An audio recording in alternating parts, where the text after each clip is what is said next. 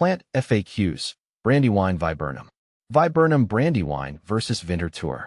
I've grown Viburnum Brandywine and found its autumn color transformation to be absolutely stunning, with rich red and purple hues that create a dramatic fall display. Winter Tour Viburnum, on the other hand, impressed me with its consistent evergreen foliage and the abundance of white flowers in spring, which added a lovely touch to my garden.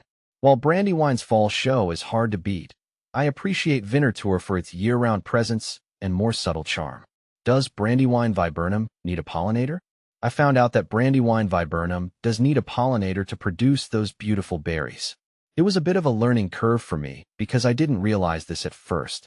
I had only one plant in my garden, and it wasn't until I added a compatible pollinator, like another viburnum, that I started seeing the vibrant berries. It was a rewarding experience to finally see the fruits after figuring out this key detail. How fast does Brandywine Viburnum grow? From what I've observed, Brandywine Viburnum grows at a moderate rate. In the first couple of years, I didn't notice a significant change, but with consistent care and the right conditions, it started filling out more noticeably by the third year. It's not the fastest growing shrub in my garden, but it's definitely worth the wait for its lush foliage and striking berries. Are Brandywine Viburnum berries edible? The berries of Brandywine Viburnum are not edible. I learned this while researching the plant before adding it to my garden. While they look appealing with their vibrant pink to blue color transition, they are meant to be admired rather than consumed. It's a good idea to keep this in mind, especially if you have children or pets who might be tempted to try them. How to prune Brandywine Viburnum. Pruning Brandywine Viburnum has been a straightforward process for me.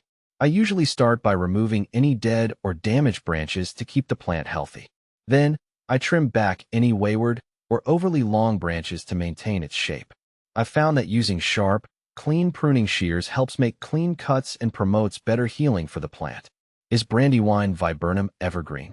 Brandywine Viburnum is not evergreen, which means it loses its leaves in the winter.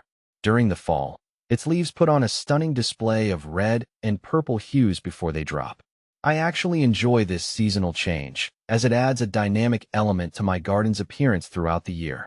When to prune Brandywine Viburnum. I typically prune my Brandywine Viburnum right after it finishes flowering in late spring or early summer. This timing helps me avoid cutting off any of the flower buds for the next season. By pruning after flowering, I've managed to keep the plant healthy and encourage better growth and berry production for the following year. When choosing a spot to plant my Brandywine Viburnum, I looked for a location with well-drained soil and plenty of sunlight. It prefers full sun to partial shade, so I made sure it would get enough light to thrive. I also took into account the mature size of the shrub to ensure it had enough space to grow without crowding other plants. This planning paid off, as it has become a stunning focal point in my garden. How to care for Brandywine Viburnum. Here's a breakdown on how to keep it flourishing. Sunlight. Adapts well to both full sun and partial shade. In hotter climates, some afternoon shade can be beneficial to prevent scorching of the leaves. Watering.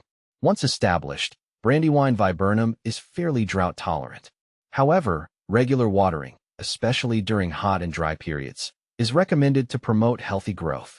Aim to keep the soil consistently moist but not soggy. A good rule of thumb is to water deeply when the top inch of soil feels dry to the touch. Soil. Not particularly picky about soil type, but prefers moist, well-drained soil. If your soil is heavy clay or sandy, amending it with organic matter like compost or composted manure can improve drainage and provide nutrients. Fertilizing. Not a heavy feeder. A single application of a slow-release balanced fertilizer in early spring is sufficient.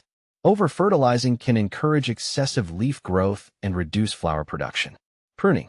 Pruning is not essential, but can be beneficial for maintaining shape and size. The best time to prune is shortly after the flowers have finished blooming in late spring or early summer. You can remove dead, diseased, or damaged branches and lightly prune healthy stems to encourage bushier growth. Additional care tips. Apply a layer of mulch around the base of the plant to retain moisture, suppress weeds, and regulate soil temperature. Brandywine Viburnums are generally pest and disease resistant.